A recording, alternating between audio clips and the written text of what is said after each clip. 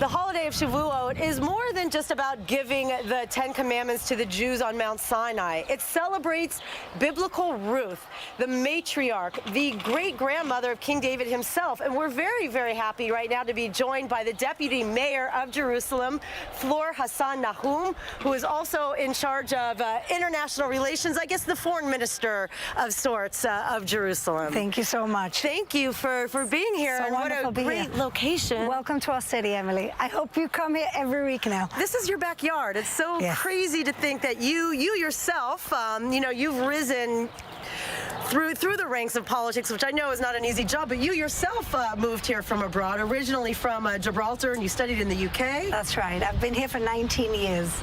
And when we got here, it was really difficult because it was the time of the Second Intifada. A lot of our family didn't want us to come, but I thank God every day that I made Jerusalem my home, and my kids were born here. They're Jerusalemites. For me, that's an incredible thing. And look at our city. And I never tire, when I'm driving home, I never tire to look at where we are and what this means. 2,500 years ago, King David decided to create his kingdom here, right here. Why? Because this was the only area in the region that didn't belong to one tribe. It didn't belong to anybody.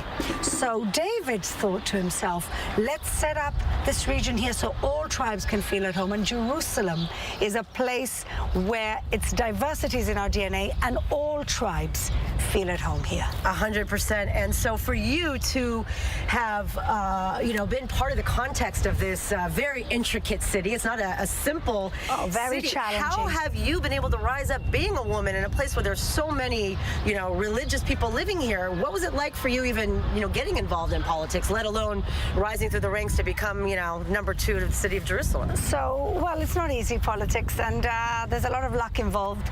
But I think that you need to have motivation, and you need to have determination, and you need to believe that ultimately you're here to do some good, and you're not just power for the sake of power. I don't believe in it. There's too many people with it. I believe that you have to use your power and your influence for the good, to advance the city and only the city. And so these are the things that, I learned from home. My father was a politician in Gibraltar, and these are the things I bring with me to the role, and I hope that I'm really trying. I hope that we really get results, especially in this very challenging times now with the corona. So listen, we are in the time of the woman. I think many people could agree, and again, this encompasses men as well, but the energy of, being able to bring people together, to embrace the beauty, embrace nature, and for you in particular, let's talk about kind of the future of, people coming to Jerusalem to take part in and to take in all of the historic sites and all of the culture. What does the post-corona era look like as far as tourism here? So first of all, the city, as you said, is very challenging. It's also the poorest city in the country because 2 of the largest minorities in our country, the ultra-Orthodox, the Haredim, and the Arabs, live here in their largest numbers. And so for that reason, and also the reason that we're a very service and tourist-oriented economy, 30% of our economy is tourism-based.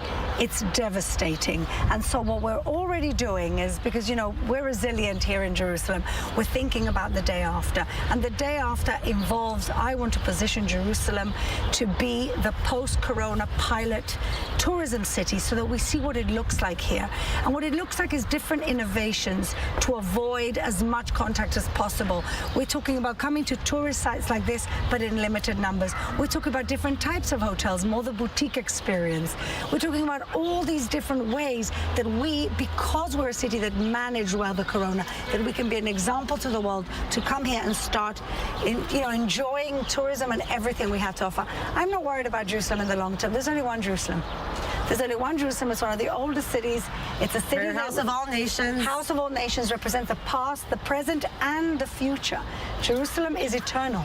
And so I'm not worried about the long term, but the short term, a lot of people are suffering, and we need to bounce back as soon as possible and get people back to work. Do you feel, are you starting to see people out and about? I mean, we know that slowly the world is going to come back together, but, millions come to Jerusalem every year. Absolutely. Do you think it's going to take a long time before the numbers are going to be able to come here as before? I think it's going to take 6 months to a year before the numbers are back to what we saw. We were in really peak numbers before the corona. We had 10 million tourists in the last 2 years in Jerusalem. Wow. That's the highest ever in history. And so that's going to take a while. But what we're doing in the meantime is encouraging Israelis to come and look at our city. Fleur, thank you so much for being here. And this is so great because this is our first new episode of Holy Land Uncovered, and to be able to be on location here at this time, so meaningful. Thank you so much. Please come back. Thank you for having me. And we will be right back with more from the City of David after the break. Stay tuned.